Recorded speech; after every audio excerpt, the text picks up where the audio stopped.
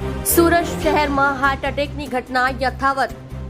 પૂણા ગામમાં રત્ન કલાકારનું હાર્ટ એટેકથી મોત. 38 વર્ષીય દિનેશ મકવાણાને છાતીમાં દુખાવો થયો હતો. દિનેશને સારવાર અર્થે હોસ્પિટલ ખાતે લઈ ગયા હતા.